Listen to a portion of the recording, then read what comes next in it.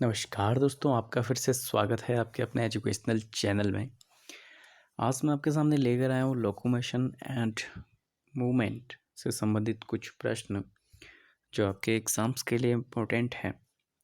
चलिए शुरू करते हैं। पहला क्वेश्चन है, match the following and mark the correct option. ठीक है, तो आपने ये बताना है कि फास्ट मसल फाइबर किससे जुड़ेगा। ऐसे ही स्लो मसल फाइबर या एक्टिन फिलामेंट और सार्कोमेयर ये किसे कहा जाता है, ये आपने बताना है। Myoglobin, lactic acid, contractile unit और आई बैंड, 4 ऑप्शन आपके पास दिए गए हैं। तो इसके सही मिलान इस प्रकार होंगे।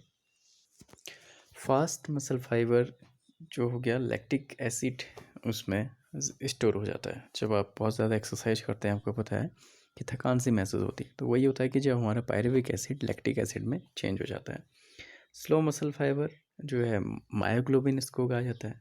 ठीक है, ऐसी एक्टिंग फिलामेंट जो है आई बैंड में होते हैं और सार्कोमेयर जो है कॉन्ट्रैक्टाइल यूनिट है एक। दूसरा क्वेश्चन है, रिप्स आर अटैच्ड टू। तो रिप्स जो है आपको पता है कि ये स्टर्नम से अटैच्ड होती हैं, आंसर भी दिया गया है। नेक्स्ट है, what is the type of movable joint present between the Atlas and axis. तो एटलस और एक्सिस में कौन सा जॉइंट होता है, वो होता है pivot joint between Atlas and Atlas, इसको कहा जाता है अल्टेनो एक्सियल जॉइंट। तो ए इसका सही उत्तर हो गया। ऐसे नेक्स्ट है, ATPase of the muscle is located in. ATPase, तो एटीपेज जो है हेड ऑफ मायोसिन। जी हाँ, हेड ऑफ मायोसिन, यानी कि ये जो जुड़ा रहता है वो मायोसिन से जुड़ा होता है ATPase. C is the right answer. Next देखते हैं, intervertebral disc is found in the vertebral column of. किसके वर्टिबल कॉलम में पाई जाती हैं, ये पाई जाती हैं मैमल्स में। ठीक है, इंटरवर्टिबल डिस्क इंपोर्टेंट क्वेश्चन है ये भी। विच of the following is showing the correct sequential order of vertebrate in the vertebral column of human beings. तो आपने ये बताना है। तो यहाँ पर जो आपका आंसर है वो डी निकल के आता है कि सर्वाइकल, फिर थोरेकिक, फिर लंबरर, फिर सैक्रल और coccygeal. This is the right sequence. Which of the following option is incorrect पूछ रहा है।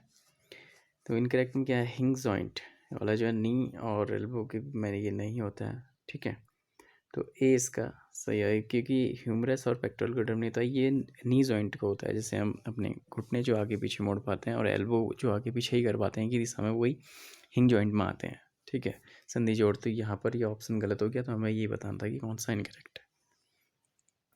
Knee joint and elbow joint are examples of, अभी हमने बताया, तो ये हिंग जॉइंट के एग्जांपल हैं। मैक्रोफेजेस एंड लिकोसाइट्स एग्जिबिट, ये किस तरह का मूवमेंट एग्जिबिट करते हैं। तो सीधे सीधा आंसर आपके पता है, ये सिखाते हैं एमीबॉइड मूवमेंट्स। ठीक है, कैसे, some splash cell in the body like macrophages and leucocytes in blood exhibit amoeboid movement. It is affected by pseudopodia formed by the streaming of protoplasm as in amoeba. Cytoskeletal elements like microfilaments are also involved in amoeboid movement. तो amoeboid movement में ये भी involve होते हैं। Which one of the following is not a disorder of bone? Arthritis है, osteoporosis है, rickets है और लास्ट वाला नहीं होगा, एथेरोस्क्लेरोसिस। ये डिसऑर्डर है सर्कुलरी सिस्टम का, तो यही नहीं हमारा ऑप्शन सही हो गया। नेक्स्ट है, विच of the following statement is incorrect. तो इनमें से इनकरेक्ट क्या है। ठीक है, ये देखते हैं, heart muscle are striated and involuntary, अनैच्छिक होता है बिल्कुल। The muscle of hands and legs are striated and voluntary, जी हाँ, हम अपनी इच्छा से नहीं हिला सकते हैं। थर्ड है, the muscles located in inner wall of alimentary canal and striated involuntary. तो एलिमेंट्री कैनाल जो है कभी भी इनवॉलंटरी नहीं हो सकते। ठीक है, मतलब ये आर नॉट स्टेटेड नहीं होंगे। ठीक है, और इनवॉलंटरी होंगे। ठीक है, तो ये स्टेटेड नहीं होते हैं। डी भी सही है, muscle located in the protects are unstriated and involuntary. तो यहाँ पर सी हमारा सही ऑप्शन हो जाएगा। अगला क्वेश्चन मैच द फॉलोइंग से था, तो सीधे आंसर की ओर मैं लेके जा रहा हूँ आपको कि स्टर्नम जो है फ्लैट बोन से रिलेटेड है और clinoid cavity synovial fluid, freely movable joint जो है वो पेक्टोरल गर्डल से रिलेटेड है। ऐसे ही कार्टिलेजिनेसिस जो जॉइंट है वो वर्टेब्रे से रिलेटेड है। एक लॉन्ग आंसर क्वेश्चन आपका अक्सर बनता है एग्जाम्स में कि calcium ion concentration in blood affects muscle contraction, does it lead to tetany in certain cases, how will you correlate fluctuation in blood calcium with tetany. ठीक है, अब इसका आंसर क्या है इसको अच्छे से समझिएगा। काफ़ी लोग इसमें पूछ रहे थे कि muscle contraction is initiated by a signal send by a central nervous system, हम सब जानते हैं, वाया मोटर न्यूरॉन। यहाँ तक क्लियर है कि जो मसल कॉन्ट्रैक्शन है, हमारे मसल्स जो कॉन्ट्रैक्ट होती हैं वो एक सिग्नल द्वारा कॉन्ट्रैक्ट होती हैं जो सेंट्रल नर्वस सिस्टम द्वारा भेजा जाता है एक मोटर न्यूरॉन की हेल्प से। ठीक हो गया यहाँ तक। फिर a neural signal reaching this junction release a neurotransmitter जो क्या होता है acetylcholine, which generates an action potential in the sarcolemma. Sarcolemma में ये क्या करता है, एक एक्शन पोटेंशियल को जनरेट करता है, यानी कि एक विभव उत्पन्न करता है। ठीक है, this spread through the muscle fiber and causes the release of calcium ion into the sarcoplasm। ये क्या करता है, मसल फाइबर को फैलाने का कार्य करता है, जिससे क्या होता है कि कैल्शियम आयन रिलीज हो जाते हैं सार्कोप्लाज्म में। इंक्रीज इन कैल्शियम आयन और Ca+2 level leads to the binding of calcium with a subunit of troponin and actin filament and thereby remove the mistakes of active site for myosin। Okay, फिर क्या होते हैं कि calcium ion जो है एक सब यूनिट की तरह कार्य करता है ट्रोपोमिन की, और ये एक्टिन फिलामेंट पे काम करता है जो रिमूव करने का कार्य करता है जो एक्टिव साइट्स हैं आपकी मायोसिन की।